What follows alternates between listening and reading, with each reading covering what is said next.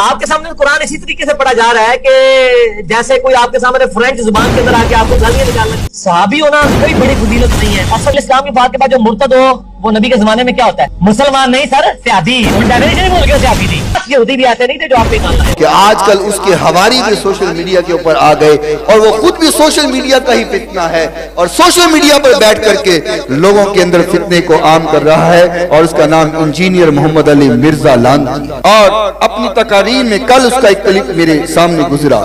اس کا فتنہ اس قدر خود عالم دین نہیں ہے، کسی مدرسے میں پڑھے انجینئر ہے، مکینیکل انجینئر. میں تو اکثر کہا کرتا ہوں کہ پائلٹ کو اگر آپ کہو کہ آپریشن کرے، ایمرجنسی میں آ کے آپریشن کرے، اور ڈاکٹر کو آپ کہیں کہ جا کے جہاز اڑائے، تو ڈاکٹر جہاز کا جو حال کرے گا اور پائلٹ اس مریض کا جو حال کرے گا، وہی حال وہ انجینئر اس ٹائم ہمارے عقیدے اور ایمان کا کر رہا. اور بولتا ہے کہ یہ علماء تو